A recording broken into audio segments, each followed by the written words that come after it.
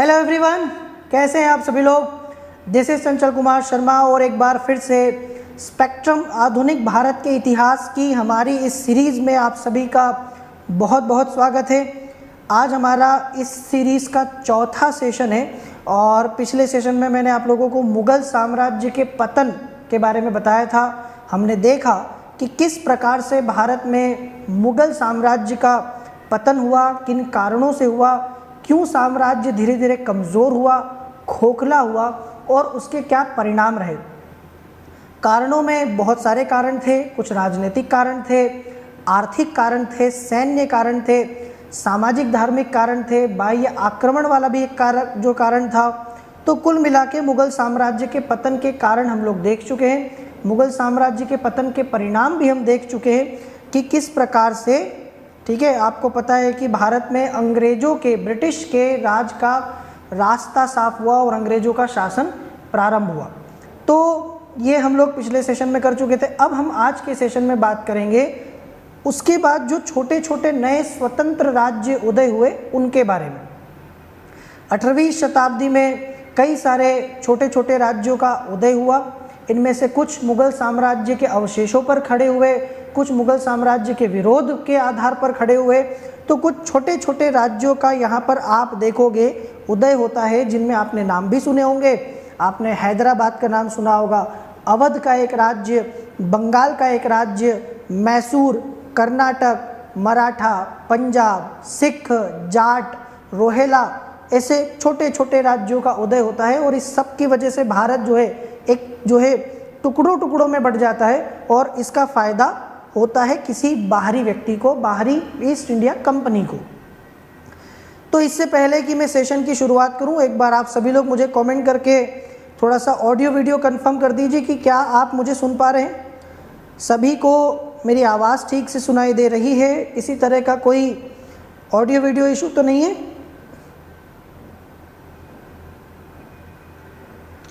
चलिए, परफेक्ट, आवाज़ आपको आ रही है। अब इससे पहले कि सेशन की शुरुआत करें, आगे बढ़ें, सबसे पहले आप सभी से रिक्वेस्ट है, अनुरोध है, विनती है, प्रार्थना है कि आप सभी लोग सेशन को लाइक कर दें और लाइक करने के साथ साथ शेयर कर दें। यदि आप लोग 2-2, 3-3 लोगों के साथ भी शेयर करेंगे तो जैसे कि आप देख रहे हैं पिछले कुछ दिनों से हमें इसका फ़ायदा मिल रहा है। धीरे धीरे हमारा कारवां बढ़ रहा है, धीरे धीरे इस सेशन में लर्नर्स बढ़ रहे हैं, धीरे धीरे हमारे साथ काफ़ी सारे लोग जुड़ते जा रहे हैं। और आगे जो आने वाले सेशंस हैं, जो अगले सब्जेक्ट्स हम शुरू करने वाले हैं, जो सीरीज़ हम स्टार्ट करने वाले हैं पेपर 3 की और दूसरे अलग अलग सब्जेक्ट्स की, वो सब तभी हो पाएगी जब हमारे पास में यहाँ पर कुछ लर्नर्स होंगे अच्छे, ठीक है। तो लाइक कर दीजिए, शेयर कर दीजिए और अगर आपने अभी तक इस चैनल को UPSC with Chanchal Kumar sir को सब्सक्राइब नहीं किया है तो प्लीज़ इसको सब्सक्राइब कीजिए। इसको सब्सक्राइब करेंगे, बेल आइकॉन को हिट करेंगे तो आपको सारे के सारे इस चैनल के नोटिफिकेशंस मिल जाएंगे। जो भी सेशन, जो भी आपको यहाँ पर मिलने वाला है ना, सीरीज़, जो भी टॉपिक, वो आपको नोटिफिकेशन आ जाएगा। और पीडीएफ आपको मिल गई होगी, उम्मीद करता हूँ। थोड़े आप लोग परेशान हो जाते हैं पीडीएफ को लेके थोड़ा जल्दी, तो पीडीएफ आप सभी लोगों को कल शाम को हिस्ट्री के तीसरे सेशन की पीडीएफ भी आ चुकी है। मतलब मुग़ल साम्राज्य के पतन तक की पीडीएफ, लास्ट सेशन तक की पीडीएफ आपको मिल गई होगी। पॉलिटी में भी जो चैप्टर 3 हमारा कंप्लीट हुआ है लक्ष्मीकांत का, न्यू एडिशन का, कॉन्सेप्ट ऑफ द कॉन्स्टिट्यूशन, संविधान की अवधारणा वाली पीडीएफ आपको मिल गई होगी। तो एक बार सभी लोग अगर नहीं डाउनलोड किया हो तो इस Telegram channel Chanchal Kumar sir official पर जाइए और ये सारी पीडीएफ आपका इंतज़ार कर रही है, वहाँ जाइए, इनको डाउनलोड कर लीजिए और आने वाली सारे सेशंस की पीडीएफ भी आपको इसी चैनल पर मिलेगी, ठीक है। चलिए, कुछ पुराने चेहरे क्लास में दिखाई दे रहे हैं जो मेरे साथ पहले से जुड़े रहे हैं। अच्छा लग रहा है आप लोगों का नाम देखकर, आप लोगों को फिर से यहाँ पर देख के। It's very nice to see you again, है ना। आप सभी का एक बार फिर से स्वागत है हमारे इस चैनल पर UPSC with Chanchal Kumar sir के ऊपर। और हमारा आज का टॉपिक, चलिए शुरुआत करते हैं।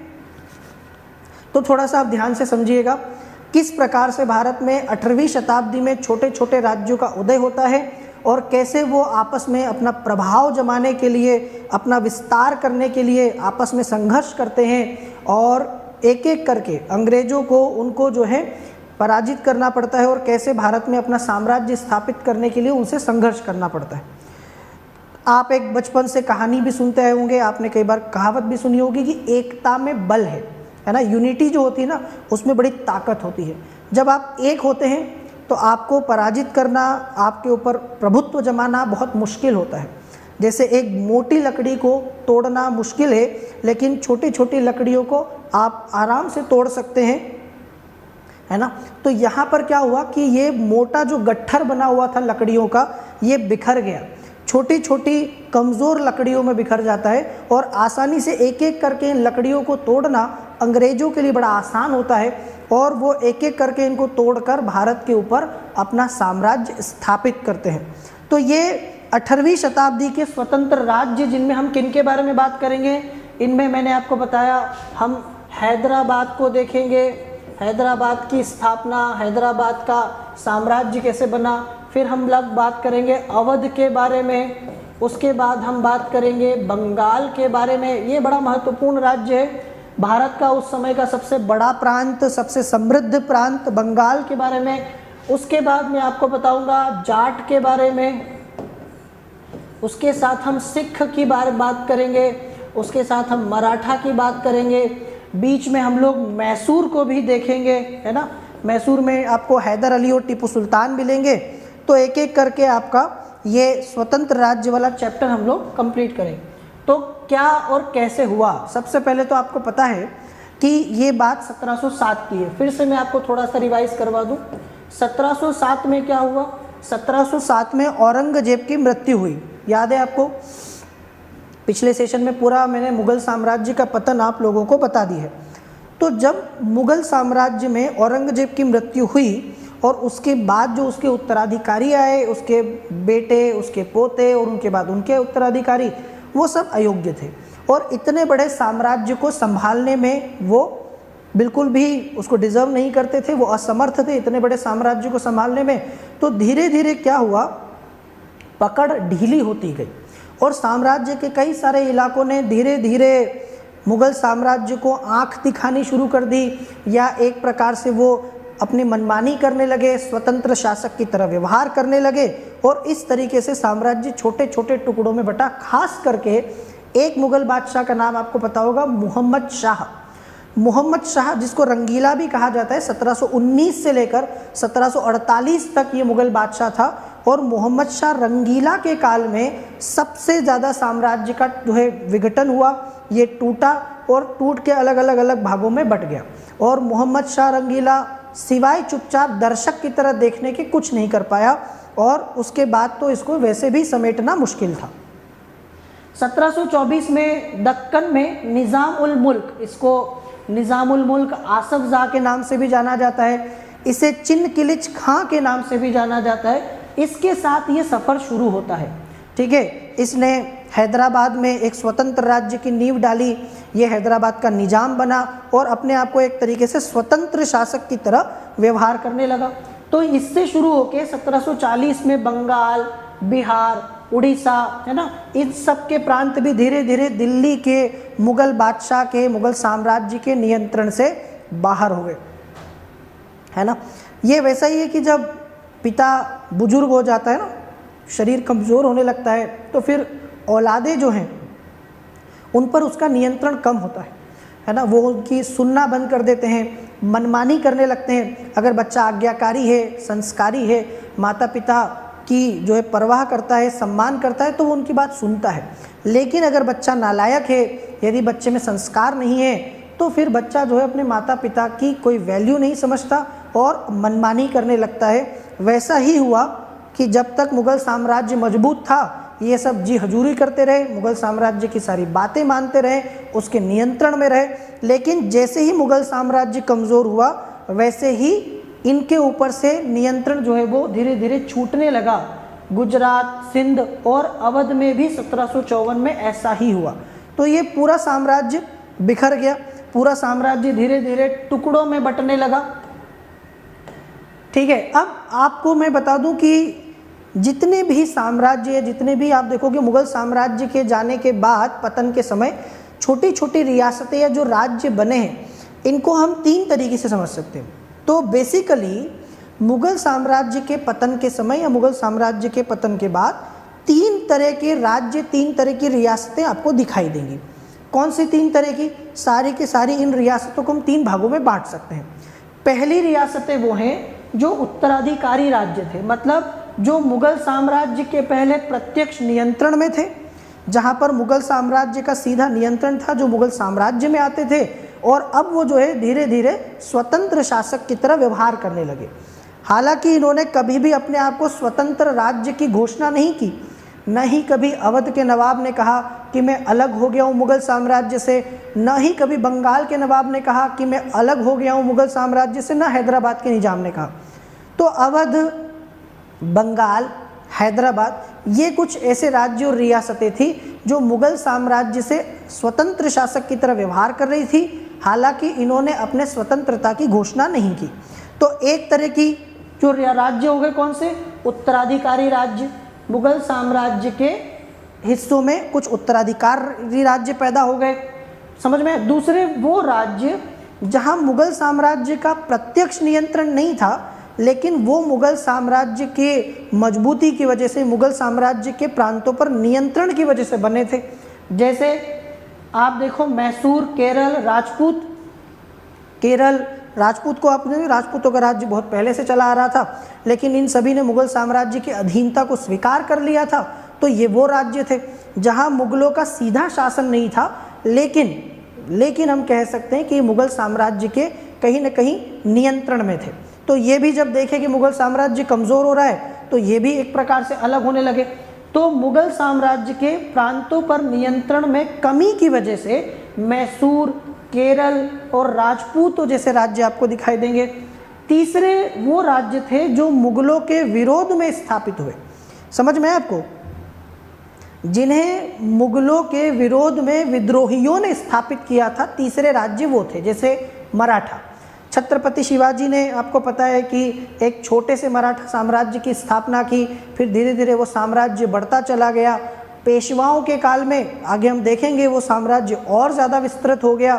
तो मराठा विद्रोहियों द्वारा स्थापित राज्य का एक उदाहरण है। दूसरा पंजाब, आप सभी को पता है कि गुरु गोविंद सिंह ने सिखों को क्या किया? एक राजनीतिक शक्ति में बदल दिया। पहले सिख धार्मिक थे, फिर एक राजनीतिक शक्ति बने, इनके पास भी किले हो गए, इनके पास भी सेना हो गई, और फिर इनके पास भी एक राज्य हो गया। पंजाब और उसके आसपास के इलाकों पर सिख राज्य करते थे। बाद में आप सभी को पता है कि रणजीत सिंह के नेतृत्व में एक अच्छा खासा पंजाब राज्य दिखाई देता है। दूसरा जाट राज्य, ठीक है, गंगा में, दिल्ली, गंगा यमुना के आसपास आप देखोगे ना, दिल्ली, मथुरा, आगरा और इसके आसपास एक जाट राज्य भी दिखाई देगा आपको, ठीक है। इस प्रकार से जितने भी राज्य 18वीं शताब्दी में आपको दिखाई देंगे, इन्हें आप 3 भागों में बांट सकते हैं, और मैं उम्मीद करता हूं कि आपको समझ में आ गया होगा। कुछ राज्य उत्तराधिकारी राज्य थे जो कि मुगलों के सीधे नियंत्रण में हुआ करते थे कभी, जैसे बंगाल, हैदराबाद, अवध।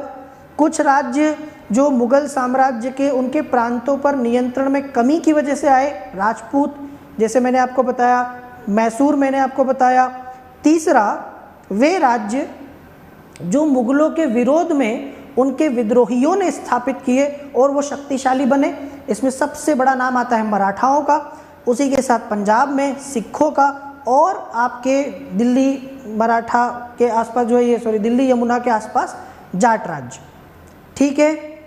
अभी थोड़ा सा डीप में पढ़ते हैं ना तो ये चीज़ें मिलेगी, वरना सीधे सीधे जो बच्चे हैं ना वो क्या करते हैं, सीधे सीधे पढ़ने लग जाते हैं कि ये राज्य हैं, है ना। तो मैंने आपको ये सारे राज्यों को 3 कैटेगरी में बांट दिया। अब यहाँ विपिन सिंह का एक जो है स्टेट कमेंट में देख पा रहा हूँ, क्लास के बाद मेंस के क्वेश्चन पर डिस्कस कर दिया करें। देखिए, ये जो आपका कंसर्न है जायज़ है, मैं समझता हूँ कि ऐसा होना चाहिए, क्योंकि हमारे पास इतना समय नहीं है कि प्रतिदिन मैं आपके साथ में, क्योंकि 1 घंटे का सेशन होता है, तो हम लोग क्लास के बाद में तो नहीं कर पाएंगे, लेकिन हाँ, हम मेंस के क्वेश्चन आंसर राइटिंग का एक सेशन रख लेंगे। जैसे मॉडर्न इंडिया हमारा है तो मॉडर्न इंडिया के क्वेश्चंस में आपको बता दूंगा, ठीक है। पॉलिटी पढ़ा रहा हूँ तो पॉलिटी के मेंस के क्वेश्चंस में आपको किसी सेशन में बता दूंगा, तो वो हम सेशन वाइज कर सकते हैं, ठीक है, प्रतिदिन। क्योंकि एक क्वेश्चन, उस क्वेश्चन को आपको समझाना, उसका पूरा ड्राफ्टिंग करवाना, और उसमें समय लगता है, तो प्रतिदिन नहीं, लेकिन हाँ ये हो जाएगा, ठीक है। आपके जितने भी सुझाव हैं जो अच्छे हैं, जो हो सकते हैं, बाकायदा उन पर जो है अमल किया जाएगा। ये समझ में आ गया आपको? मुगल साम्राज्य के, मुगल भारत के विभिन्न हिस्सों में कुल मिला के हमें 18वीं शताब्दी में जो राज्य दिखाई देते हैं उनको हम 3 भागों में बांट सकते हैं। ठीक है, क्लियर? ओके, देखो अब इसमें हैदराबाद, अवध और बंगाल, जो मैंने आपसे कहा ना कि ये उत्तराधिकारी राज्य थे, दरअसल इन्होंने अपने आप को मुगल साम्राज्य से कभी भी औपचारिक तौर पर ये घोषणा नहीं की कि हम अलग हो गए हैं। इन्होंने हमेशा मुगल साम्राज्य के प्रति अपनी निष्ठा की घोषणा की, ये वफादार बने रहे, ये मुगल साम्राज्य के अंदर ही रहे। हालांकि व्यवहार में शासन जो है स्वतंत्र शासक की तरह व्यवहार कर रहे थे। ये वैसा ही है कि कोई बेटा अपने पिता से अलग नहीं होता है, माता पिता के साथ उसी घर में रह रहा है, लेकिन पिता का खाना अलग बन रहा है, माता पिता का बेटे का अलग बन रहा है। मतलब बेटा पिता माता से अलग भी है और एक भी है, उसी घर में रह के वो अलग और एक प्रकार से स्वतंत्र दंपत्ति की तरह वो रह रहा है। समझ में आया आपको? तो ये वैसे ही थे। इनकी खास बात जो थी, हमेशा मैंने आपको, इनकी खास बात ये थी कि जैसे मराठा एक स्वतंत्र राज्य थे, इन्होंने कभी भी अपने आप को स्वतंत्र नहीं घोषित किया, हमेशा मुगल बादशाह के प्रति अपनी निष्ठा को ये मानते रहे, उसका त्याग इन्होंने नहीं किया और इन्होंने बदले में उनको, ठीक है, सब कुछ देते रहे। जो ये नजराना या टैक्स या जो भी आप समझे वो इनको देते रहे, समय समय पर भेंट, उपहार, टैक्स सब देते रहे, लेकिन स्वतंत्र शासक की तरह व्यवहार करते रहे। एक एक करके अगर हम बात करें तो इसमें सबसे पहली जो रियासत या राज्य है वो है हैदराबाद। हैदराबाद मैंने आपको बताया, हैदराबाद के स्वतंत्र राज्य का संस्थापक कौन है? चिनकिलिच खां, जिसको निज़ामुल मुल्क आसफ जाह के नाम से आप जानते हैं। और 1724 की बात है, इसने एक स्वतंत्र हैदराबाद राज्य की नींव डाली और एक स्वतंत्र हैदराबाद राज्य का ये निजाम बना। हालांकि ये 24 साल तक ही शासन कर पाया। 1748 में इसकी मृत्यु हो गई और 1748 में इसके मरने के बाद हैदराबाद की बड़ी दुर्गति हुई। मतलब जब तक ये हैदराबाद में था, थोड़ा हैदराबाद का मामला ठीक चल रहा था, हैदराबाद एक अच्छा राज्य या रियासत था और एक थोड़ा सा शक्तिशाली राज्य भी था। पर जब ये मरा ना, तो इसके बेटे में और इसके एक पोते में, एक बेटा और दूसरे बेटे का जो लड़का है, तो चाचा भतीजे में गद्दी को लेके विवाद हो गया। उस विवाद में ये राज्य पूरा के पूरा पिस गया, कमज़ोर हो गया और इसका फ़ायदा अंग्रेज़ों को और फ्रांसीसियों को मिला। आखिरकार हैदराबाद बहुत कमज़ोर हो गया और हैदराबाद धीरे धीरे ख़त्म हो गया और कभी ये मराठाओं के साथ संधि कर लेता था, कभी अंग्रेज़ों के साथ संधि कर लिया करता था और फाइनली सहायक संधि को अपनाकर ये अंग्रेज़ों के अधीन हो गया। ठीक है, सहायक संधि को अपनाने वाला पहला राज्य आपको पता है 1798 में हैदराबाद ही बना। तो हैदराबाद में निज़ामुल मुल्क की मृत्यु के बाद इसका जो इतिहास है उसका एक प्रकार से गौरव का अंत हो गया और ये इतिहास शुरू होता है निज़ामुल मुल्क आसफ जाह की इस राज्य की स्थापना के साथ, मतलब 1724 में। ये जो व्यक्ति मैं आपको बता रहा हूँ जिसका नाम है निज़ामुल मुल्क, इसका उदय कब हुआ, मतलब ये कब शक्तिशाली बना? ये कोई बहुत बड़े जो है नाम का व्यक्ति नहीं था, पर क्या था कि मुग़ल बादशाहों के दरबार में जो गुटबाजी हो रही थी, उस गुटबाजी में सबसे ज़्यादा आतंक बचा रखा था दो भाइयों ने, जिनके बारे में मैंने आपको पहले भी बताया।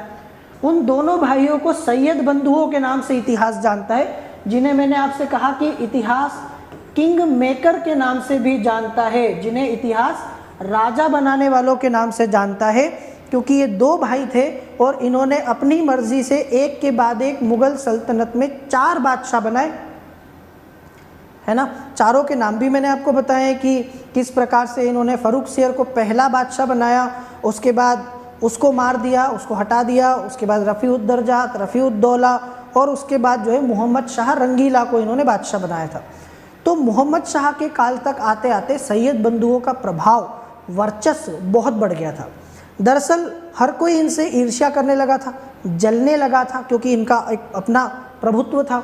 तो सैयद बंधुओं को निपटाने की जो है कोशिश जारी थी लगातार, यहाँ तक कि मुग़ल बादशाह भी।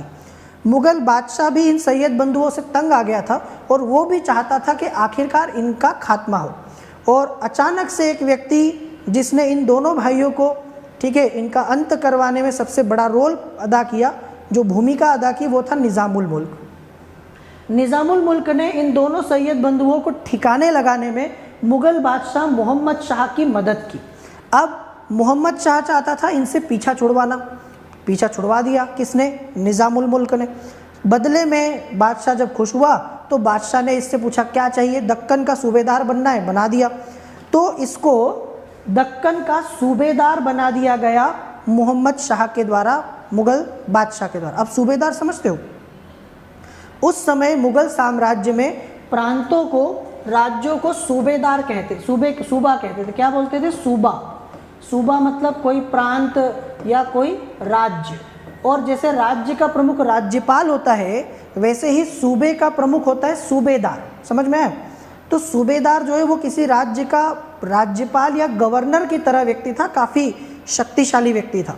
तो इसको दक्कन का सूबेदार बना दिया, और जब इसको दक्कन का सूबेदार बनाया तो इसकी शक्ति और बढ़ गई। इसके बाद तो ये पीछे मुड़ के देखा ही नहीं, और इसने हैदराबाद राज्य को आगे बढ़ाया और वहाँ का स्वतंत्र शासक ये बन गया। ऐसा नहीं है कि इसको रोकने की कोशिश नहीं की। मोहम्मद शाह ने देखा कि अरे ये तो मनमानी करने लगा है, तो उन्होंने इसको रोकने की कोशिश की। शुकरखेड़ा का युद्ध भी एक हुआ, लेकिन निज़ाम जीत गया और मोहम्मद शाह रंगीला ने इसकी स्वतंत्रता को मान्यता भी दे दी। ठीक है, इस प्रकार से हैदराबाद के राज्य की स्थापना हुई। निज़ामुल मुल्क की खास बात ये थी कि ये एक अच्छा निज़ाम माना जाता है। इसने साम्राज्य के प्रशासन को पुनर्गठित किया, राजस्व व्यवस्था को और सरल और कारगर बनाया, थोड़ा सा प्रशासन में सुधार किया, ठीक है, थोड़ा सा आर्थिक रूप से सुधार किया। दिल्ली में 1722 से 24 के बीच में ये वज़ीर के रूप में काम कर चुका था। ठीक है, तो इसको थोड़ा सा एक्सपीरियंस भी था, अनुभव भी था। ये थोड़ा सा प्रशासन के आर्थिक मामलों को समझता था, अर्थव्यवस्था को समझता था, तो एक प्रकार से वित्त मंत्री के तौर पर काम कर चुका है। तो आर्थिक रूप से तो ये समझे गए। जैसे हमारे पूर्व प्रधानमंत्री डॉक्टर मनमोहन सिंह, डॉक्टर मनमोहन सिंह खुद एक बड़े अर्थशास्त्री रहे हैं। आपको पता है कि उनके जो है वित्त मंत्री का भी काम करने का एक अच्छा अनुभव उनके पास रहा है। उनके समय में भारत में आर्थिक सुधार भी हुए। तो जब वो प्रधानमंत्री बने तो अर्थव्यवस्था की बारीकियां वो समझते थे, ऐसा नहीं कि उनको नहीं पता था। तो ये फ़र्क पड़ता है कि जब एक वित्त मंत्री प्रधानमंत्री बनता है तो थोड़ा सा आर्थिक रूप से उसका जो विज़न है वो अलग होगा। तो यहाँ वही हुआ कि इसके पास में एक वजीर के रूप में काम करने का अनुभव था, और इसीलिए इसने जो है दक्कन में उसका प्रयोग किया, और आखिरकार इसने वहाँ पर कुछ सुधार किए, जिससे थोड़ा सा कलेक्शन भी बढ़ा होगा, थोड़ा सा सुधार आया, राजस्व बढ़ गया होगा। ठीक है, अब क्या क्या किया देखो। राजस्व तंत्र का सुधार, बीच में जो बिचौलिए पैसे खा जाते थे या जो राज्य को नुकसान हुआ करता था, उसमें भी एक इसका फ़ायदा हुआ होगा। ज़मींदार जो मनमानी कर रहे थे उन पर नियंत्रण स्थापित किया, इनकी वजह से भी राज्य को काफ़ी नुकसान होता था। फिर हिंदुओं के प्रति सहिष्णुता, ये इसकी सूझबूझ भरी नीति है। ये खुद मुस्लिम था लेकिन मुग़ल दरबार से जुड़ा था, परंतु औरंगजेब की तरह इसने धार्मिक असहिष्णुता नहीं दिखाई। इसने धार्मिक सहिष्णुता का परिचय दिया, इस वजह से इसको थोड़ा सा मान्यता भी मिली। लेकिन 1748 में ये मर गया। 1748 में ये मरा। उसके पहले आपको पता है कि जिस समय ये अपने राज्य का विस्तार कर रहा था, उसी समय कोई और भी है जो अपने राज्य का विस्तार कर रहा था इसके पड़ोस में। आपको पता है कौन? 1724 से 1748। क्या आपको पता है ये काल किसका है? जिस समय ये हैदराबाद को आगे बढ़ाने की, हैदराबाद को विस्तारित करने की कोशिश कर रहा था, तभी एक जाबाज पेशवा मराठाओं का, जो कि कहा जाता है इतिहास में कभी कोई युद्ध नहीं हारा, उसने भी मराठाओं का विस्तार करने का प्रयास किया, और उसका नाम था बाजीराव प्रथम, जिसे बाजीराव बल्लाल के नाम से भी जानते हैं। सन 1720 से 1740 तक वो मराठाओं का पेशवा रहता है, और वो मराठाओं का दूसरा पेशवा था, वो बालाजी विश्वनाथ का पुत्र था। तो बाजीराव प्रथम जो है वो भी एक योद्धा था, एक साहसी, एक योग्य पेशवा था। तो उसने भी अपने राज्य का विस्तार किया। तो ये दोनों आपस में जब टकराए तो 2 बार इस निज़ाम को बाजीराव के सामने घुटने टेकने पड़े। आखिरकार दोनों बार बाजीराव जो है वो सफल रहा इसके सामने। तो कहीं ना कहीं एक चीज़ आप देख सकते हो कि निज़ाम जो है हैदराबाद का वो कमज़ोर पड़ा मराठाओं के सामने उस समय, बाकी उसको आसपास ज़्यादा परेशानी का सामना नहीं करना पड़ता है। 1748 में जब ये मरा तो हैदराबाद को मराठाओं और बाद में विदेशी कंपनियों के षड्यंत्र और कपट योजनाओं के लिए खोल दिया गया। एक तरीके से जब ये मरा तो इसकी गद्दी को लेकर आपस में लड़ाई होने लगी। मैंने अभी आपसे कहा कि जब वो लड़ाई हो रही थी तो बाहरी लोगों को मौका मिल गया। जब हम आपस में लड़ रहे होते हैं ना तो इसका सबसे बड़ा नुकसान हमें ही होता है और इसका फ़ायदा दूसरों को होता है। यहाँ मराठाओं ने राज्य पर पूरी शक्ति से आक्रमण कर दिया और असहाय निवासियों पर चौथ, जो आपको पता होगा कि वो टैक्स वसूलते थे, चौथ और सरदेश मुखी, ये 2 कर हैं जो मराठा वसूल किया करते थे, आपको पता है। तो इसके राज्य पर भी आक्रमण किया और यहाँ से भी चौथ वगैरह वसूला गया। धीरे धीरे ये राज्य और ज़्यादा उत्तराधिकार के चक्कर में कमज़ोर हो गया। इसका एक बेटा था नासिर जंग, ठीक है, और दूसरे बेटे का लड़का था मुजफ्फर जंग, मतलब ये बेटा है ये पोता है, तो चाचा और भतीजा वाला मामला है। तो यहाँ चाचा और भतीजे के बीच में उत्तराधिकार के लिए जंग हुई और सिर्फ जंग नहीं, खूनी जंग हुई, मतलब दोनों एक दूसरे को मारने पर आमादा थे। समझ में आया आपको? अब हैदराबाद में मुजफ्फर जंग और नासिर जंग आपस में गद्दी के लिए लड़ रहे हैं। एक का कहना है कि मेरे पिता की गद्दी है तो मुझे मिलनी चाहिए, दूसरे का कहना है कि अब आप पुराने हो गए, आउटडेटेड हो गए हो, अब मैं पोता जो है बड़ा हो चुका है तो अब मेरा हक बनता है ना। तो इस तरीके से जब गद्दी को लेकर लड़ाई हुई तो उस समय भारत में फ्रांसीसी और अंग्रेज, दक्षिण भारत में उस समय फ्रांसीसी और अंग्रेज आपस में लड़ रहे थे। दोनों एक दूसरे से जो है आगे निकलने की कोशिश कर रहे थे। अगर आपको थोड़ा बहुत पता हो तो मैंने आपको कहा था कि 1741 के बाद फ्रांसीसियों ने भारत में साम्राज्य को स्थापित करने का लक्ष्य बना लिया। फ्रांसीसी भारत में साम्राज्य बनाना चाहते हैं, अंग्रेज भी बनाना चाहते हैं, दोनों लड़ रहे हैं, दोनों कर्नाटक में लड़ रहे हैं। तो उस समय डुप्ले जो फ्रांसीसियों का गवर्नर हुआ करता था, डुप्ले ने एक दिमाग लगाया, थोड़ी सी बुद्धि लगाई कि क्यों ना इस पूरे जंग में मैं मुजफ्फर जंग की मदद कर दूं, कि अगर मैं मुजफ्फर जंग को ऑफ़र करूं कि हम तुम्हारी सहायता करते हैं नवाब बनने में, निजाम बनने में, गद्दी हासिल करने में नासिर जंग के खिलाफ, तो बदले में हमें जो है तोहफे वगैरह दे देना, उपहार दे देना। तो डुप्ले ने क्या किया, इस अवसर का फ़ायदा, और इसीलिए मैंने कहा था कि भारत में सहायक संधि जैसा कुछ लाने का क्रेडिट सबसे पहले वो जाता है फ्रांसीसियों को, डुप्ले को। ये कॉन्सेप्ट ये वही लाया था। ये तो वेलेजली वगैरह तो बहुत बाद में आए, पहले यही लेके आया। तो उसने क्या किया, उसने एक को दूसरे के खिलाफ सहायता की, मदद की, सिफारिश की, ऑफ़र किया, प्रस्ताव दिया। फ्रांसीसियों ने मुजफ्फर जंग की सहायता की। मुजफ्फर जंग ने कहा कि अच्छा अगर तुम मेरा साथ देते हो तो दे दो, बदले में तुम्हें जो चाहिए मैं दूंगा। मुजफ्फर जंग की इन्होंने मदद की, जिसने बाद में फ्रांसीसियों को बड़ी धनराशि और इनाम भी दिए, जो चाहिए था वो उन्हें मिला। पर जब डुप्ले ने ये चाल चली कि वो मुजफ्फर जंग के साथ हो गया, तो बदले में अंग्रेज जो है वो थोड़े परेशान हो गए। बदले में अंग्रेज़ों ने नासिर जंग की सहायता की। उन्होंने कहा कि अगर ये एक पार्टी के साथ हो गए तो हमें दूसरी पार्टी के साथ हो जाना चाहिए। कहते हैं ना, दुश्मन का दुश्मन दोस्त होता है। यही सीधी सी बात है कि हमारा दुश्मन कौन है, हमारा दुश्मन फ्रांसीसी है ना, और नासिर जंग का दुश्मन भी अब फ्रांसीसी हो गया। तो फ्रांसीसी नासिर जंग के भी दुश्मन है, हमारे भी हैं। तो मुजफ्फर जंग जो है वो उनके साथ है, तो हम नासिर जंग के साथ हो जाते हैं और नासिर जंग के साथ दोस्ती कर लेते हैं। अंग्रेज जो है वो नासिर जंग के साथ हो गए। इस प्रकार से वो कहते हैं ना, बेगानी शादी में अब्दुल्ला दीवाना, एक कहावत आपने सुनी होगी कि ये बेगानी शादी थी जिसमें 2 लोग आपस में जुड़े हुए थे और बीच में 2 लोग और आ गए और वो लड़ने लगे। तो कहाँ तो ये लड़ाई हैदराबाद के उत्तराधिकारियों के बीच में हो रही थी और कहाँ ये लड़ाई अब अंग्रेज और फ्रांसीसियों के बीच में होने लगी। तो ये उनके भी नाक का विषय बन गया, ये उनके भी इज्जत का सवाल हो गया।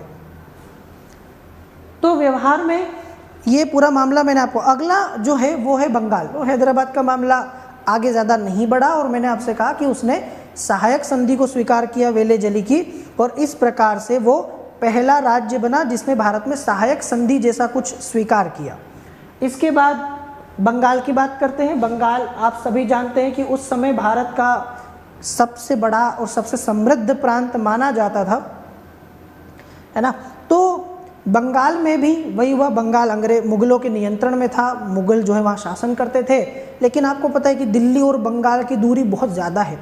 आज का बंगाल नहीं, तब का बंगाल जो था ना, उस बंगाल में बांग्लादेश भी आता था, है ना। आजकल का बिहार वगैरह ये सारा इलाका बंगाल में आता था। तो इतने बड़े प्रांत पर दिल्ली में बैठकर शासन करना कभी भी आसान नहीं रहा। आपने देखा होगा कि जब जब किसी वंश ने दिल्ली से बंगाल पर शासन स्थापित किया तो थोड़े थोड़े दिनों में वहाँ विद्रोह हुआ, वो फिर अलग हो जाता था। बंगाल को पकड़ के रखना बड़ा मुश्किल होता था। तो मुगलों ने बंगाल पर नियंत्रण किया था, उनके साथ ही था। लेकिन धीरे धीरे जब मुगल साम्राज्य कमज़ोर हुआ तो दिल्ली और बंगाल की दूरी और बढ़ती चली गई और एक समय ऐसा आया कि बंगाल जो है वो दिल्ली से स्वतंत्र शासक की तरह व्यवहार करने लगा। यहाँ व्यवहार में वही हुआ कि बंगाल ने व्यवहार में कभी भी स्वतंत्रता की घोषणा नहीं की, मुगल साम्राज्य के प्रति निष्ठा जताता रहा, उसी के साथ रहा, ठीक है, और अपने शासन को सुदृढ़ किया। इसमें पहला नाम जो आता है वो आता है मुर्शिद कुली खां का। इस राज्य का इतिहास शुरू होता है मुर्शिद कुली खां से। मुर्शिद कुली खां धीरे धीरे छोटे छोटे पदों से ऊपर बढ़ते हुए और वहाँ सूबेदार के पद तक गया था। मुगल संरक्षण के अंतर्गत 1717 में इसको बंगाल का गवर्नर बनाया, है ना। अब इसका जो मामला है ना वो तो पहले से ही शुरू हो गया था, लेकिन यहाँ ये जब गवर्नर बन गया तो धीरे धीरे दिल्ली से उसका संबंध मात्र भेंट या उपहार देने तक जो है वो सीमित रह गया। तो मुर्शिद कुली खां ने अच्छा खासा शासन वहाँ पर किया, उसने कुछ सुधार किए। मुर्शिदाबाद को उसने राजधानी बनाया। उसके बाद फिर एक के बाद एक कई सारे नवाब आए और यहाँ आपको बंगाल का इतिहास इस प्रकार से मिलेगा। शुजाउद्दीन 1727 में उसके बाद में बंगाल का नवाब बना। अलीवर्दी खां 1739 में नवाब जो है, नवाब 1739 तक नवाब रहा। और अलीवर्दी खां का कोई बेटा नहीं था। अलीवर्दी खां जो है उसकी लड़कियां थी, तो उन्हीं में से जो एक लड़की थी उसके बेटे को, अपने नाती को उसने बंगाल का नवाब बनाया था, सिराजुद्दौला का। 1756 तक वो बंगाल का नवाब रहा और उसके बाद में सिराज उद्दौला जो है बंगाल का अगला नवाब बना। और 1756 से 1757 तक आपको पता है नवाब रहा। फिर प्लासी के युद्ध के बाद इसको हटा दिया गया। ये समझ में आया आपको? तो बंगाल का इतिहास भी कमोबेश वैसा ही है जैसे हैदराबाद का, कि धीरे से नियंत्रण जो है कमज़ोर हुआ। शासक ने अपने आप को स्वतंत्र शासक की तरह व्यवहार करना शुरू किया, वहाँ अपने मनमानी शुरू की, कुछ सुधार किए, अपनी पकड़ मजबूत की और फिर एक के बाद एक अपने वंश के लोगों को, अपने उत्तराधिकारियों को गद्दी सौंप दी। ठीक है। बंगाल के शासकों ने लोक नियुक्तियों में धार्मिक आधार पर भेदभाव नहीं किया। ये वैसा ही था जैसे हैदराबाद ने भी धार्मिक आधार पर भेदभाव नहीं किया, इसने भी नहीं किया। और हिंदुओं को जो है उच्च पदों पर नियुक्ति दी, उच्च पदों पर उन्होंने नियुक्त किया। एक प्रकार से धार्मिक सहिष्णुता वाला मामला कि सबको साथ लेकर चलने का काम बंगाल के नवाब ने भी किया। लेकिन जब सिराजुद्दौला बंगाल का नवाब बना तो आपको पता है कि उस समय भारत में ईस्ट इंडिया कंपनी जो है वो एक साम्राज्य स्थापित करने के सपने देख रही थी और उन्हें समझ में आ गया था कि अगर हम बंगाल पर कब्जा कर लें, बंगाल में कुछ परिस्थितियां उनके अनुकूल भी थी। कैसे? एक तो ये कि बंगाल का ये जो नवाब था ये मात्र 23 साल का एक युवा था, मतलब एक ऐसा व्यक्ति जिसके पास अनुभव नहीं है, युवा है, जोशीला है, जोश में होश खो बैठता है और कई बार अपना ही नुकसान कर बैठता है। फिर उन्हें ये पता चलता है कि इसके खिलाफ, इसके परिवार के, इसके दरबार के सारे लोग इसके खिलाफ षड्यंत्र कर रहे हैं। तो धीरे धीरे अंग्रेज़ों को लगने लगा कि क्या हम इस सब का फ़ायदा उठाकर बंगाल को अपने कब्ज़े में ले सकते हैं, क्योंकि बंगाल जो है अगर एक बार आ गया तो बाकी भारत को जो है धीरे धीरे जीतना मुश्किल नहीं होगा। तो उन्हें बंगाल से शुरुआत करनी थी और सिराजुद्दौला के खिलाफ जो माहौल बना हुआ था उसने उनको मौका भी दे दिया। समझ में आया यहाँ तक? तो जब ये नवाब बना तो ये क्या करता है, इसने विदेशी कंपनियों के व्यापार पर जो है नियंत्रण स्थापित करने की कोशिश की। अब थोड़ा सा समझना, जिस समय सिराजुद्दौला 1756 में नवाब बना था, उस समय सिर्फ अंग्रेज़ों को इनसे ही नहीं लड़ना था, उनका फ्रांसीसियों से भी जो है संघर्ष चल रहा था। तो अंग्रेज़ों को फ्रांसीसियों और फ्रांसीसियों को अंग्रेज़ों से डर था, तो वो अपने अपने किलों की किलाबंदी कर रहे थे, अपने अपने बस्तियों की किलाबंदी कर रहे थे, अपने आप को मजबूत बना रहे थे। जैसे ही सिराज नवाब बना, सिराजुद्दौला ने दोनों को, अंग्रेज़ों को, फ्रांसीसियों को ये आदेश जारी किया कि आप दोनों मेरे राज्य में, मेरे इलाके में, कलकत्ता और उसके आसपास जो है किलाबंदी नहीं कर सकते। आपको अपनी अपनी फैक्ट्री की किलाबंदी की अनुमति नहीं है, क्योंकि आप किले बनाओगे, कल को आप मेरे लिए चुनौती खड़ी करोगे, आप मेरे ही सामने खड़े हो जाओगे, मुझसे युद्ध लड़ोगे। तो उसने कहा कि न तो अंग्रेज़ कोई किलाबंदी कर सकते हैं, न फ्रांसीसी कर सकते हैं। जब सिराजुद्दौला ने ये आदेश जारी किया तो उसकी इस बात को फ्रांसीसी ने तो मान लिया कि ठीक है, नवाब ने कहा है तो नहीं कर सकते, उन्होंने बंद कर दिया। लेकिन अंग्रेज़ों को लग रहा था कि बंद कर देंगे तो फ्रांसीसियों से नुकसान हो जाएगा, खतरा है उनको।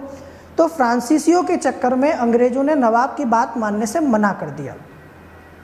इसके बाद सिराजुद्दौला का ईगो हर्ट हो गया। भाई मैंने कहा ना, 23 साल के, अगर आप देखोगे ना तो इस उम्र में एनर्जी बहुत होती है, इस उम्र में जोश बहुत होता है, इस उम्र में ऊर्जा बहुत होती है शरीर में, लेकिन एक्सपीरियंस नहीं होता, अनुभव नहीं होता है। क्या करना है ये तो पता है, कैसे करना है ये नहीं पता होता है। इसीलिए कई बार आपने देखा होगा कि युवा जो है गर्म खून के कहे जाते हैं, जोश जोश में कई बार गलती कर बैठते हैं। और यहाँ वही हुआ कि सिराजुद्दौला को लगा कि अंग्रेज़ों ने मेरी बात मानने से मना कर दिया और मेरा आदेश कोई कैसे मना कर सकता है। उसने इनके ऊपर आक्रमण कर दिया।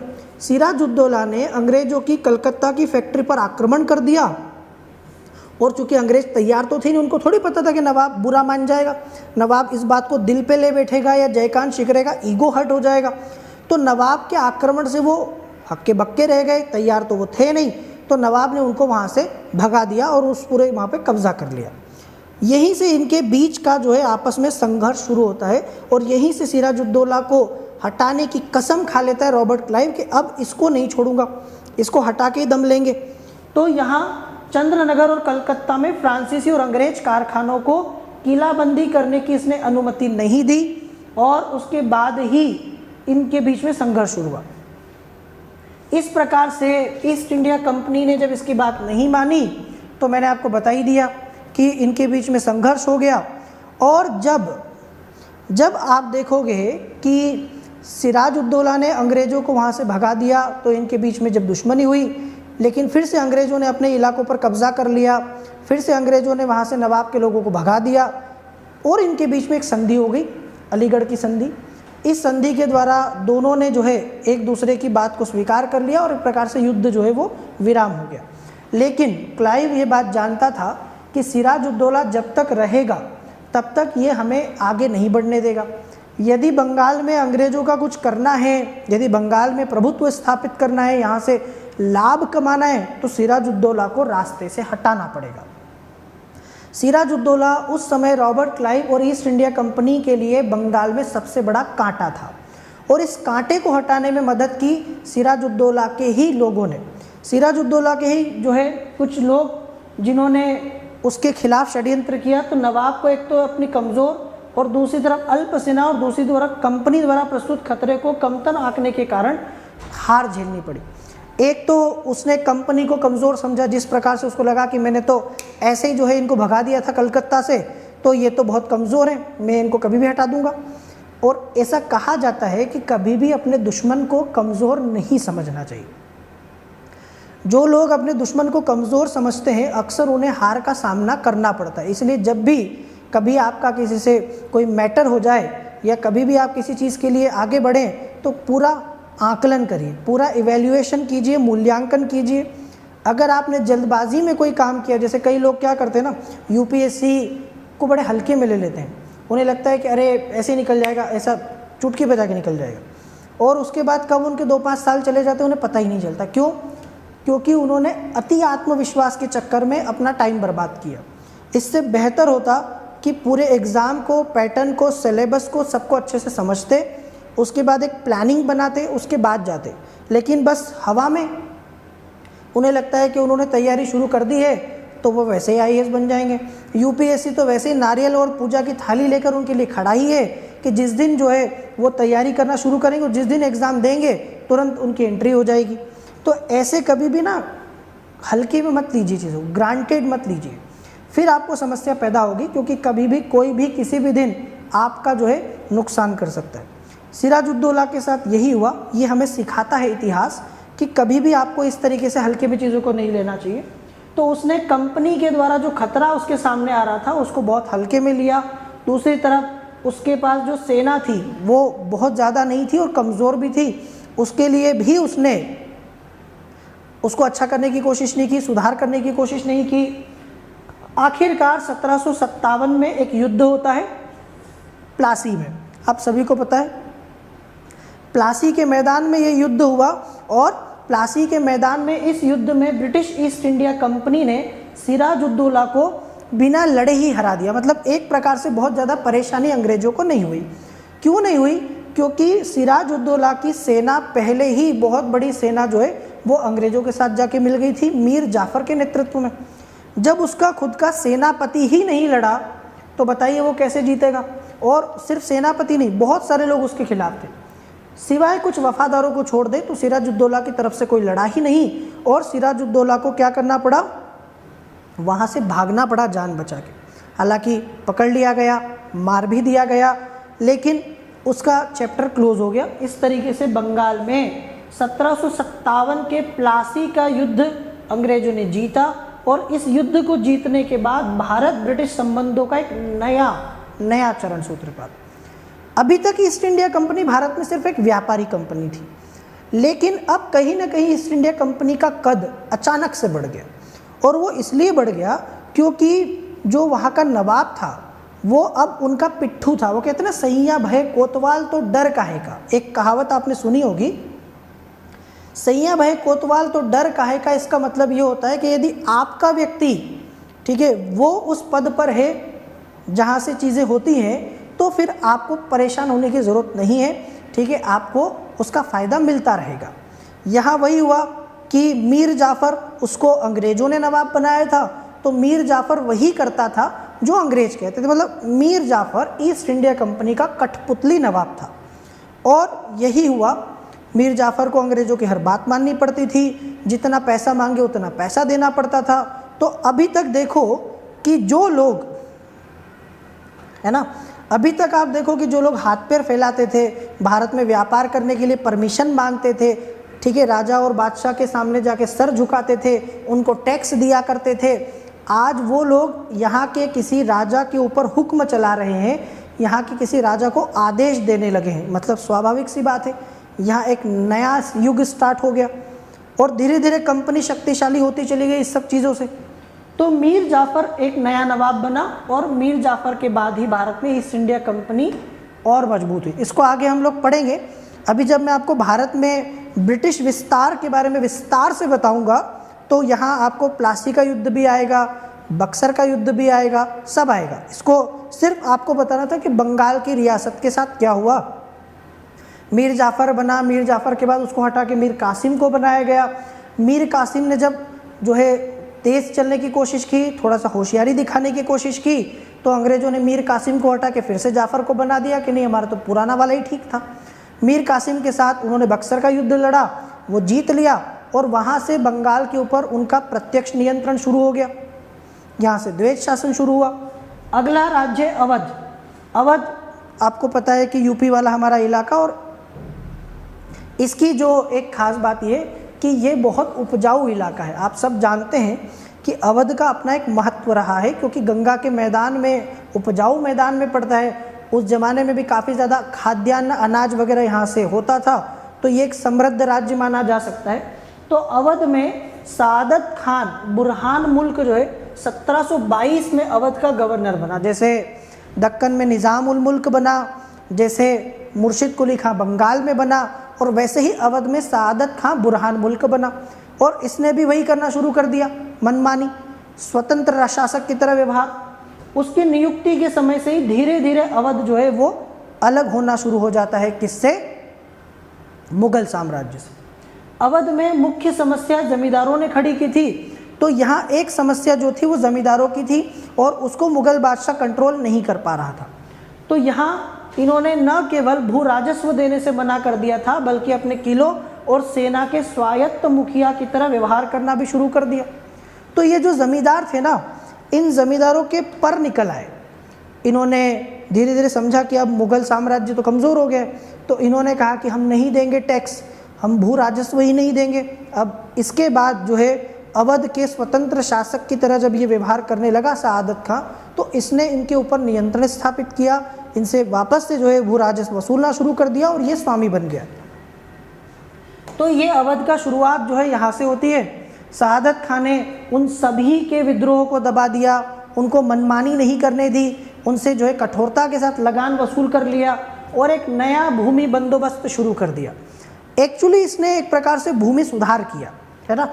भूमि सुधार का मतलब ये है कि ये ज़मींदार जो हैं ये किसानों का शोषण भी, ये दो तरीके से दिक्कत पैदा कर रहे थे। एक तरफ तो ये किसानों को शोषण कर रहे हैं, उनसे ज़बरदस्ती से ज़्यादा लगान वसूल कर रहे हैं, दूसरी तरफ ये ऊपर लगान दे भी नहीं रहे, इन्होंने साम्राज्य को लगान देने से भी मना कर दिया। तो दो तरफा इनके ऊपर कार्रवाई करने की ज़रूरत थी जो सआदत खां ने की। एक तो लगान भी लेना शुरू कर दिया, ऊपर से किसानों का ये शोषण कर रहे थे वो बंद करवा दिया। किसानों को ज़मींदारों के शोषण से सुरक्षा इन्होंने दी। फिर जागीरदारी व्यवस्था में सुधार किया। जागीरदारी स्थानीय कुलीन लोगों को दे दी गई, जिन्हें प्रशासन और सेना में भी उच्च पद दिए गए। तो एक प्रकार से एक क्षेत्रीय शासक समूह का यहाँ पर उदय हुआ। इसमें सारे अलग अलग धर्मों और लोग इसमें शामिल थे। तो इस प्रकार से अवध में पूरा रिफॉर्म करके और एक अलग व्यवस्था की शुरुआत की सआदत खां ने। और चूँकि ये काम उसने किया, मुग़ल साम्राज्य ये काम नहीं कर पा रहा था, मुग़ल बादशाह ये काम नहीं कर पा रहा था, इसलिए सआदत खां ने स्वतंत्र शासक की तरह व्यवहार करना शुरू कर दिया कि भाई ये अब मुग़ल साम्राज्य के बस की बात नहीं है। इसके बाद आप सबको पता होगा कि सआदत खां ने भारत में नादिर शाह को आमंत्रित किया। नादिर शाह का नाम आपने सुना होगा, जिसे ईरान का नेपोलियन कहा जाता है। और नादिर शाह को भारत में आक्रमण करने के लिए बुलाया इसने कि भाई आपको बहुत सारा पैसा मिलेगा, 50 करोड़ के आसपास तो आपको धन मिल जाएगा।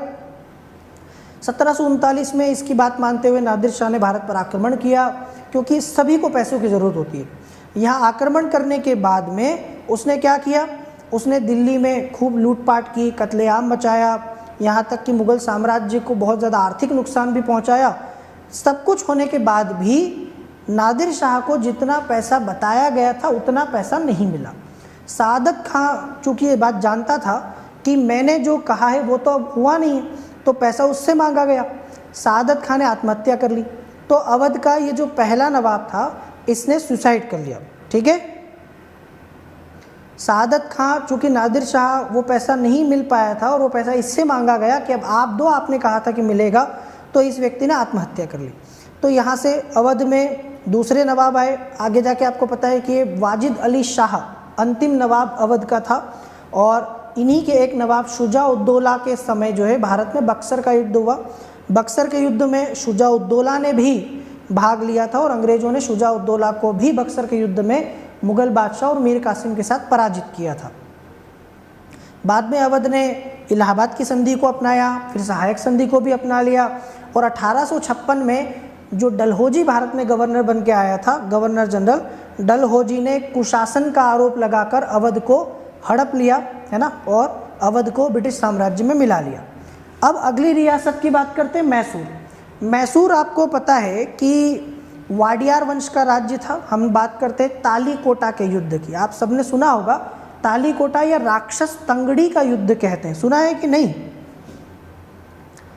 तालीकोटा या राक्षस तंगड़ी का जो युद्ध है वो विजयनगर साम्राज्य और बहमनी राज्य के रियासतों के बीच में हुआ था, जिसमें विजयनगर साम्राज्य न सिर्फ पराजित हुआ बल्कि उसकी राजधानी हम्पी को बहुत बुरी तरीके से लूटा गया, तहस नहस कर दिया गया, नष्ट कर दिया गया। तो तालीकोटा के युद्ध के बाद, ठीक है, तालीकोटा का युद्ध 1565 में हुआ था। तालीकोटा के युद्ध के बाद में क्या हुआ, उस युद्ध के बाद में मैसूर में वाडियार वंश का राज्य जो है स्थापित हो गया था। उसी में से आगे जाके आप देखोगे कि वहाँ उदय होगा हैदर अली का। हैदर अली उसी राजवंश के यहाँ एक छोटे से सैनिक के तौर पर काम करता था, पढ़ा लिखा नहीं था, अनपढ़ माना जाता है, लेकिन सैनिक रूप से योग्य था, क्षमतावान था। तो हैदर अली जो है 18वीं शताब्दी के मध्य में दक्षिण भारत में हैदर अली के नेतृत्व में अचानक से इस राज्य का एक शक्ति के रूप में उदय हुआ। ये ऐसा था कि बस काम चल रहा है तो चल ही रहा है, एक राज्य है, छोटा मोटा राज्य जो अपना काम चला रहा है। लेकिन जैसे ही हैदर अली आया, हैदर अली ने अचानक से इस राज्य में जान डाल दी, मतलब इस राज्य को मजबूत बना दिया और एक शक्ति के रूप में उसका उदय हुआ। हैदर अली ने शक्तिशाली मैसूर राज्य की नींव रखी। अब आपको पता है उस समय इसने अपने साम्राज्य का विस्तार किया, इससे हैदराबाद भी थोड़ा सा डर गया। हैदराबाद के शासक उतने योग्य नहीं थे तो वो तो वैसे ही चमक गए। मराठाओं को भी समस्या हुई तो मराठा और हैदर के बीच में भी युद्ध हुआ। यहाँ तक कि हैदर ने केरल राज्य के कुछ हिस्से को भी जीत लिया और केरल को भी मैसूर राज्य में मिला लिया। तो हैदर अली उस समय दक्षिण भारत का सबसे शक्तिशाली जो है शासक बन के आया और अंग्रेजों को सबसे ज़्यादा परेशान इसी ने किया। हैदर अली और अंग्रेजों के बीच में पहला आंग्ल मैसूर युद्ध हुआ, जिसमें ऐसा माना जाता है कि हैदर अली जीत गया था। अंग्रेज चूँकि हार रहे थे तो उन्होंने हैदर अली के सामने संधि का प्रस्ताव रखा और इनके बीच पहले आंग्ल मैसूर युद्ध के बाद संधि हो गई।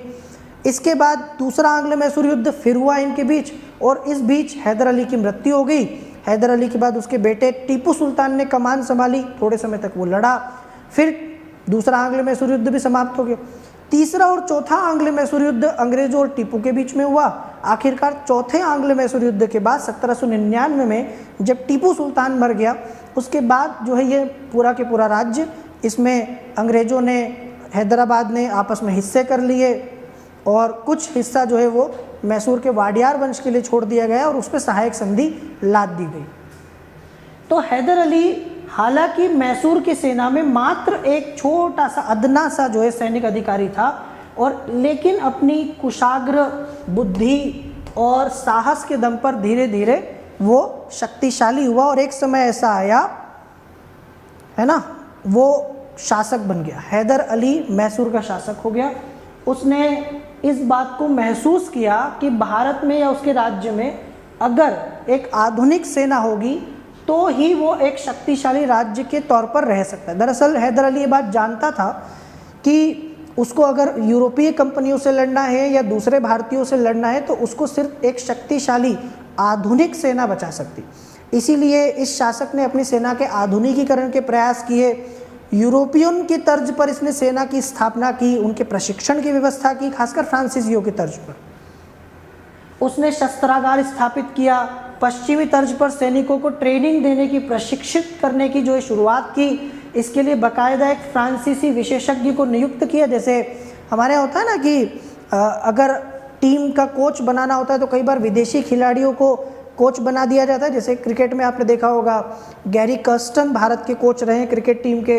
इसके अलावा कई सारे आपने विदेशी, ग्रेग चैपल का नाम सुना होगा, जॉन राइट्स का नाम सुना होगा।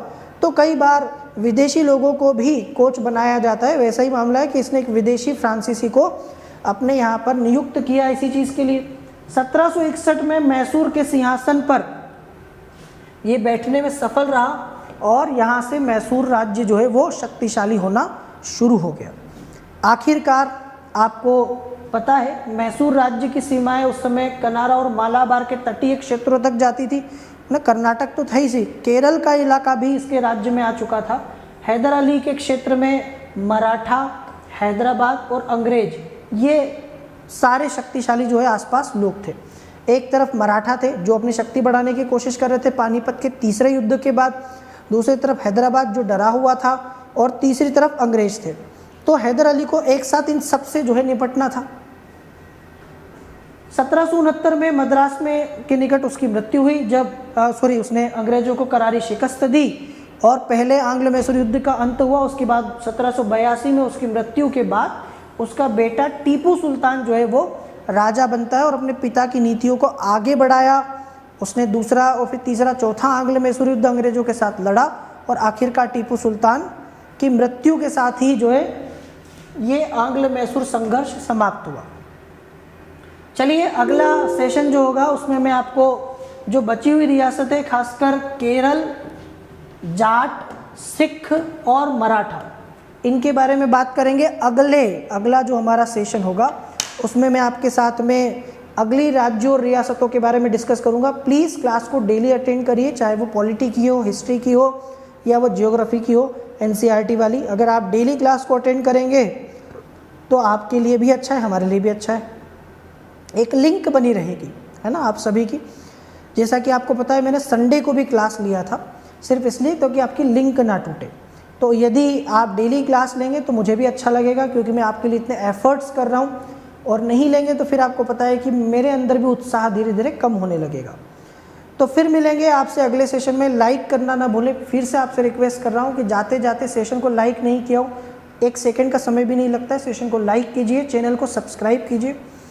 UPSC with Chanchal Kumar sir, इस चैनल को सब्सक्राइब करिए, बेल आइकन को हिट कीजिए, जितने लोगों के साथ शेयर कर सकते हैं, जितने, यही आपकी गुरु दक्षिणा है। मैं आपसे कोई फीस नहीं मांग रहा हूँ, कोई शुल्क नहीं लिया जा रहा है, सब कुछ फ्री में आपको अवेलेबल हो रहा है।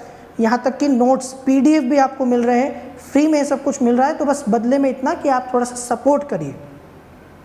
जितना आप सपोर्ट करेंगे, जितना आप लोगों के साथ इसको शेयर करेंगे, जितना लोगों तक जाएगा, उतना हम सबके लिए अच्छा है। नॉट ओनली फॉर मी, सिर्फ मेरे लिए नहीं, आपके लिए भी अच्छा है ना। तो यहाँ इस चैनल को सब्सक्राइब करिए। और पीडीएफ कल तक की सारी मिल चुकी है। अब Chanchal Kumar sir official Telegram channel को ज्वाइन नहीं किया हो तो कर लीजिए, क्योंकि आने वाले सेशंस की पीडीएफ भी यहीं पर मिलेगी। तो इस चैनल पर आइए, यहाँ भी आपको काफ़ी मिलेगा कुछ। इंस्टाग्राम पर आप मुझे फॉलो कर सकते हैं, चंचल के शर्मा के नाम से मेरा पर्सनल इंस्टाग्राम अकाउंट है, वहाँ भी आप मुझे फॉलो कर सकते हैं। टेलीग्राम है, इंस्टाग्राम है, यूट्यूब है, फेसबुक है, हर जगह आप मुझे फॉलो कर सकते हैं। ठीक है, चलिए तो फिर आपसे मिलेंगे अगले सेशन में, फिर आपसे मुलाकात होगी। तब तक के लिए आप सभी का बहुत बहुत शुक्रिया। Thanks for watching guys. जय हिंद।